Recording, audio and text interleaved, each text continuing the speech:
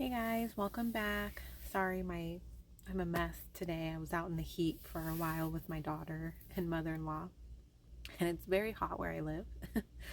um, I'm going to admit I did not want to make today's video because I'm feeling kind of stressed out lately. I told I shared with you guys a while back that my husband was laid off suddenly and he was struggling to find a job, and there was just chaos surrounding that. Well, he found a job and it doesn't pay as much. Um, and it pays enough to pay our bills, but it's a little hard right now. He's almost done with school though. He has like a month left. And but in the meantime, it's but then he also has to find a new job, find a job that'll pay more after he is done with school. And so it's hard sometimes. I know and just have faith that God has us in his hands and that we are going to be okay. Even right now, as soon as I closed my eyes and started to pray, I didn't even say anything yet, and God immediately was like, everything is going to be okay. And it just made me cry because I know that, I feel that, and I don't feel stressed or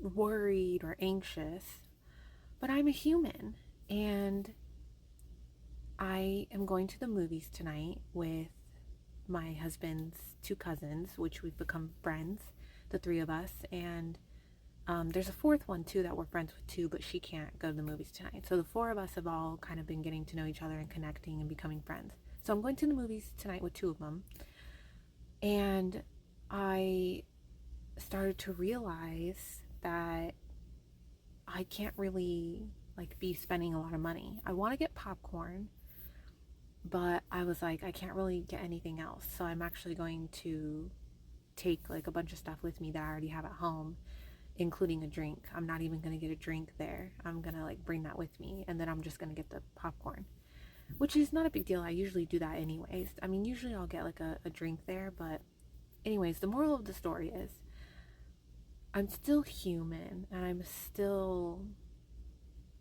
it still can be, I don't want to say I'm frustrated, because I know that God is taking us down a certain path right now and that we're okay, and he's going to make sure we have everything that we need, right?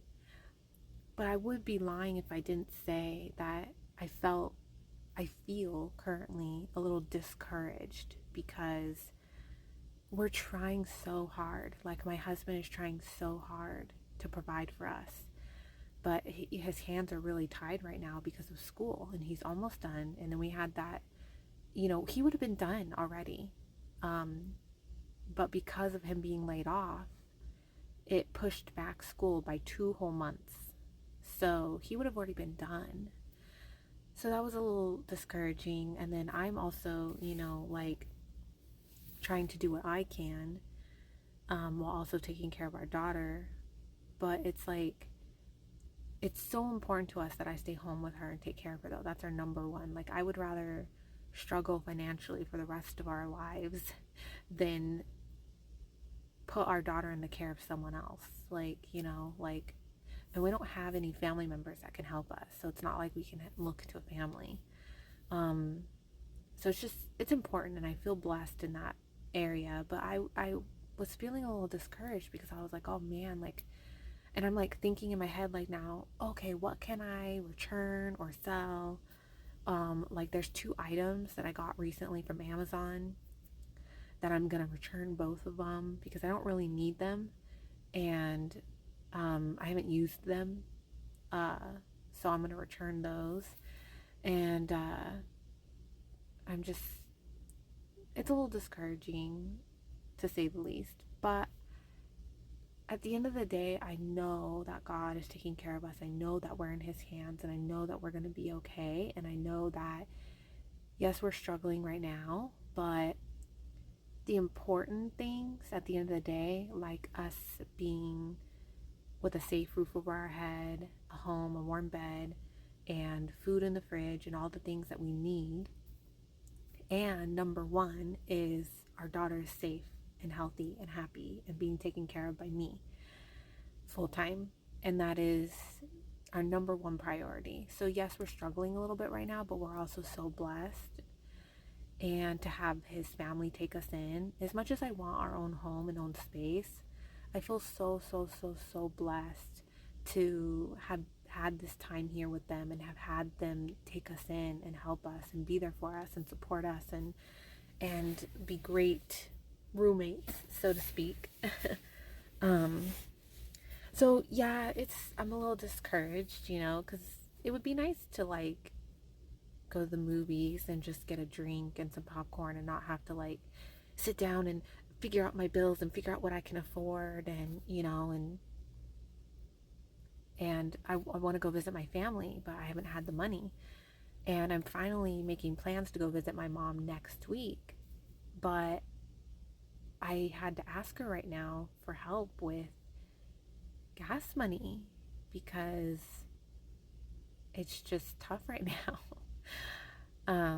But I know that there's a lot of people in our same situation, and I know that there's a lot of people who have it worse than us right now. And I think it's important to remember that, like, yeah, things are tough, but the best thing you can do is seek God and seek his help. And don't just expect him to just throw money on your lap or you win like a lottery ticket. But like ask him like, hey, like open doors for me, show me the way to where I can like be in a better position, be more prosperous, and then also just asking him to help you see your blessings and not like be fearful or worried or anxious about, because God is going to provide. He says it in the Bible that he will provide what you need. There's a beautiful verse that someone sent me that was saying something about how you don't see the birds worrying about their next meal or where their food's going to come from. They just know that it'll be provided one way or another. And they don't sit there and wonder and fester and worry and are anxious. And are we not more important than the birds? And why would God not provide for us? And I'm just paraphrasing the verse,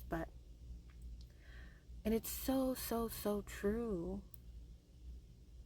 It's so true. And so I think as believers in God, we have to just remember that he's going to take care of us even when times are tough. And the best thing you can do is turn to him for comfort and to help you feel peace and not worry and not be fearful, and turn to him for help, guidance.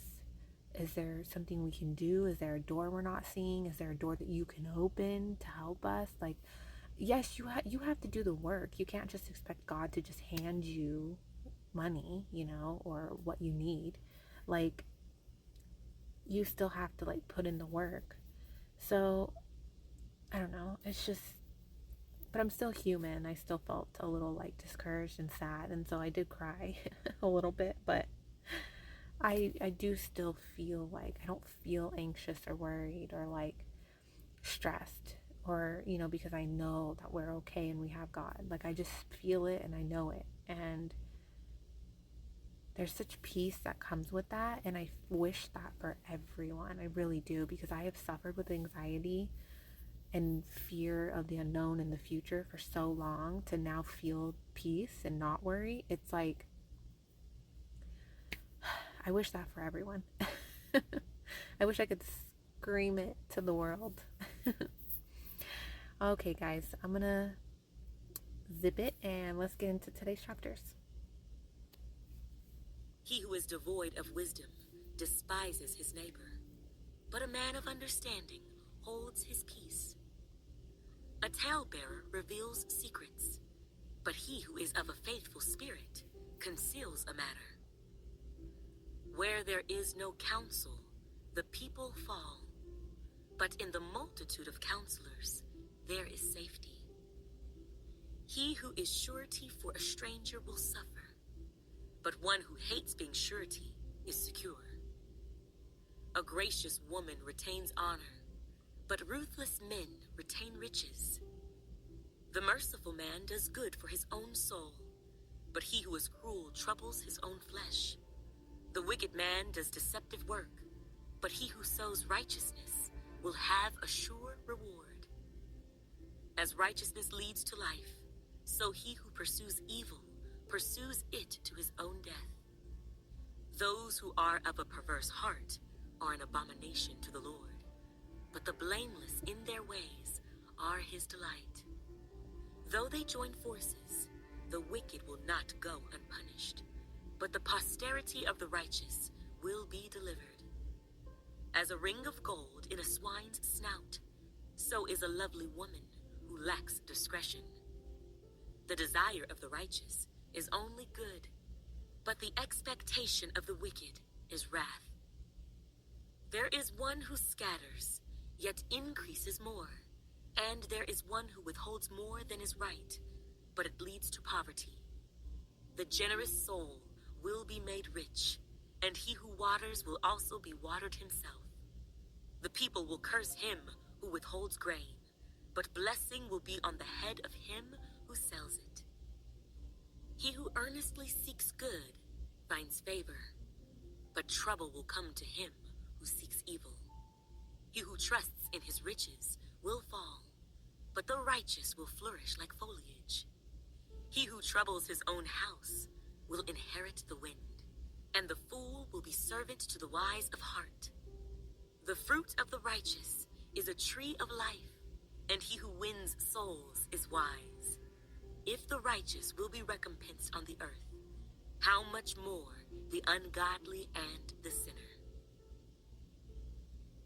Whoever loves instruction loves knowledge, but he who hates correction is stupid. A good man obtains favor from the Lord, but a man of wicked intentions he will condemn. A man is not established by wickedness, but the root of the righteous cannot be moved. An excellent wife is the crown of her husband, but she who causes shame is like rottenness in his bones. The thoughts of the righteous are right, but the counsels of the wicked are deceitful. The words of the wicked are, "Lie in wait for blood," but the mouth of the upright will deliver them. The wicked are overthrown and are no more, but the house of the righteous will stand. A man will be commended according to his wisdom, but he who is of a perverse heart will be despised. Better is the one who is slighted, but has a servant, than he who honors himself, but lacks bread. A righteous man regards the life of his animal, but the tender mercies of the wicked are cruel. He who tills his land will be satisfied with bread, but he who follows frivolity is devoid of understanding. The wicked covet the catch of evil men, but the root of the righteous yields fruit. The wicked is ensnared by the transgression of his lips, but the righteous will come through trouble. A man will be satisfied with good by the fruit of his mouth, and the recompense of a man's hands will be rendered to him. The way of a fool is right in his own eyes, but he who heeds counsel is wise. A fool's wrath is known at once, but a prudent man covers shame. He who speaks truth declares righteousness, but a false witness, deceit. There is one who speaks like the piercings of a sword, but the tongue of the wise promotes health. The truthful lip shall be established forever, but a lying tongue is but for a moment.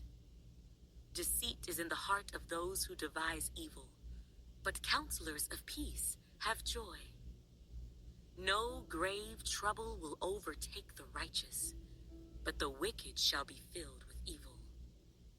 Lying lips are an abomination to the Lord, but those who deal truthfully are his delight. A prudent man conceals knowledge, but the heart of fools proclaims foolishness. The hand of the diligent will rule, but the lazy man will be put to forced labor. Anxiety in the heart of man causes depression, but a good word makes it glad. The righteous should choose his friends carefully, for the way of the wicked leads them astray. The lazy man does not roast what he took in hunting, but diligence is man's precious possession. In the way of righteousness is life, and in its pathway there is no death. A wise son heeds his father's instruction, but a scoffer does not listen to rebuke. A man shall eat well by the fruit of his mouth, but the soul of the unfaithful feeds on violence. He who guards his mouth preserves his life, but he who opens wide his lips shall have destruction. The soul of a lazy man desires and has nothing, but the soul of the diligent shall be made rich. A righteous man hates lying, but a wicked man is loathsome and comes to shame. Righteousness guards him whose way is blameless, but wickedness overthrows the sinner. There is one who makes himself rich, yet has nothing, and one who makes himself poor, yet has great riches. The ransom of a man's life is his riches, but the poor does not hear rebuke. The light of the righteous rejoices, but the lamp of the wicked will be put out. By pride comes nothing but strife, but with the well-advised is wisdom. Wealth gained by dishonesty will be diminished, but he who gathers by labor will increase. Hope deferred makes the heart sick, but when the desire comes, it is a tree of life. He who despises the word will be destroyed, but he who fears the commandment will be rewarded. The law of the wise is a fountain of life, to turn one away from the snares of death. Good understanding gains favor, but the way of the unfaithful is hard. Every prudent man acts with knowledge, but a fool lays open his folly. A wicked messenger falls into trouble, but a faithful ambassador brings health. Poverty and shame will come to him who disdains correction, but he who regards a rebuke will be honored. A desire accomplished is sweet to the soul, but it is an abomination to fools to depart from evil. He who walks with wise men will be wise, but the companion of fools will be destroyed. Evil pursues sinners, but to the righteous good shall be repaid. A good man leaves an inheritance to his children's children, but the wealth of the sinner is stored up for the righteous. Much food is in the fallow ground of the poor, and for lack of justice there is waste. He who spares his rod hates his son, but he who loves him disciplines him promptly. The righteous eats to the satisfying of his soul, but the stomach of the wicked shall be in want. I really like that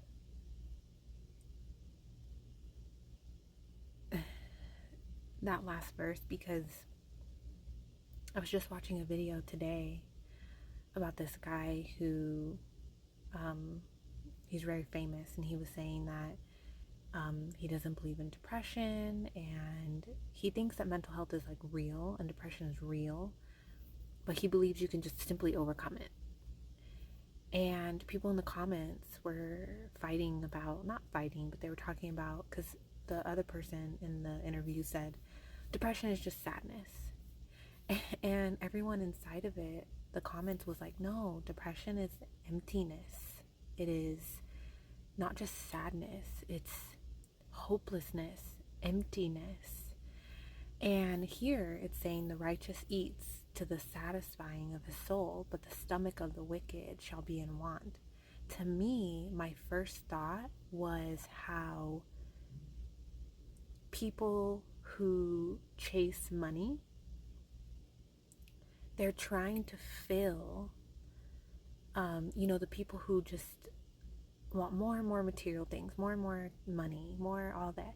They're chasing to fill themselves. And every time they buy something or purchase something or have more money, it fills them up for a second or, a few minutes, whatever. But then at the end of the day, you're still empty. You're still not filling that what your soul needs, which is God and purpose, which God gives you, and a relationship with God and the love that He gives you. He fills all of that emptiness inside of you, and that's what your soul is searching for. And to me, it's like, people who are greedy and searching and are not afraid to, like, go against their morals or don't care about others, and they're just searching for material and money. I feel so sad for them because they're never going to be satisfied. Ever. They're always going to be searching, they're always going to be chasing, and they're always going to end up empty. And I personally went down that road. I've also struggled with depression, and I can tell you that chasing material things is not going to I thought if I had this and this, I would be okay. And I achieved this and this. I achieved everything I set out to get, and I felt good for a couple of days. So let me break it down. So I thought, let me move to the city, let me go to college, let me get a good career, good paying career, let me get a brand new car, and let me buy a house, and everything was going to be fine. I achieved every single one of those things over, I don't know, when did I buy my house? 26. So I achieved all of that over 7 years. I hit every single one. The very last one that I needed to get was the house, and I did. I bought my very first home on my 26th birthday, and I felt so proud of myself, and I was so excited, and I felt so accomplished. I had everything I wanted, everything I worked for. I had a really good career, made really good money. I was independent. I had my own brand new car, and then I finally got my brand new house, and it was a nice house. Then I moved in, and for the first week I was alone because my mom and little brother were actually moving in with me. They're moving from my hometown to move in with me, and I remember being in the house alone that first week, and I felt so like, I was like, oh my God, what am I, like, I felt more empty than I had ever felt. And let me tell you, that snowballed and to a very, very, very dark place over the next, I want to say, maybe like year. And it was awful. And I was able to dig myself out of it for the most part, but I was still struggling. And then I met my husband, and I was like, oh, okay, like, this is great. And then we got married and had a baby. And after we had our daughter, I again found myself, because then after the house, I told myself, okay, well, I just need a husband and a baby, and everything will be fine again. And I'll have everything I've ever wanted, which is what I really wanted, was a family and a husband and a child. And I got that too. And again, I felt more empty than ever. I was so confused. I was so lost. I was so hopeless. I was just like, what am I doing wrong? And at the same exact time, after I had my daughter, was when I moved into my in-laws' house. And that was when God started kind of nudging me to Him, and kind of just started opening my mind, sending me signals and signs, and like, and I don't want to say like miraculous signs, but He started like just opening my eyes little by little, and I started kind of getting curious. And then God really like came to me when I was just done one day after my husband and I got in a big fight. And God revealed himself to me and was like, it's time to come to me. And I said, okay. And I did. I started reading the Bible that day, started praying, and here we are about 10 months later. And let me tell you, my circumstances have not changed at all. But let me tell you, God has worked inside me and my soul in ways that I can't even begin to like describe to you. It would take me hours and hours, days to tell you everything. Um and it's just so like amazing. And I think about it and I'm like, how did I not see this before? How did I not see this world before? How did I not know this was a thing? How did I not see any of this before? I feel like since I've gotten to know God and prayed and praying and reading the Bible and all of that, I'm seeing this whole new side of the world and people that I didn't know existed. And I'm just like, how did I not see this before? And the enemy had me, let me tell you. And I'm so, so grateful to God coming to me and opening my eyes and doing the work in my life that he's doing and doing the work on me that he's doing right now, because it is healing me on the inside and it's filling up an emptiness, and it's giving me like, I feel so hopeful for the future that it's like, I can't even describe to you how hopeful and excited I am for the rest of my life here on earth. And then after I leave the earth, it's like I had no hope at all. And the light at the end of the tunnel was basically non-existent, pretty much. And now it's like the light is so bright and big that it's like I can't even imagine it ever going away again. And it's like the tunnel's not even there anymore. The tunnel's gone. God obliterated the tunnel. It's just, and I wish more people, I pray that God uses many, many people, including myself, to help open the eyes of so many more people. Because there's a huge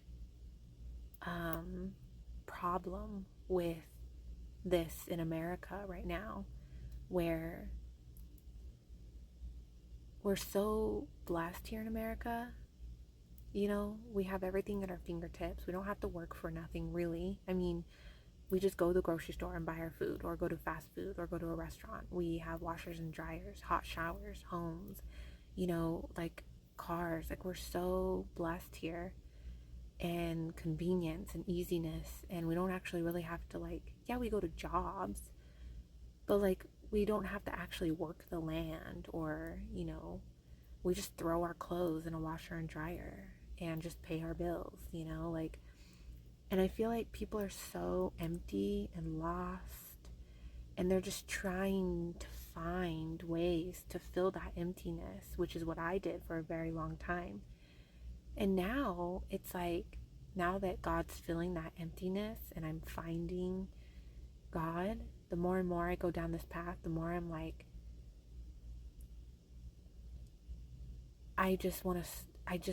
anyone tells me a problem or complaint, I don't get upset.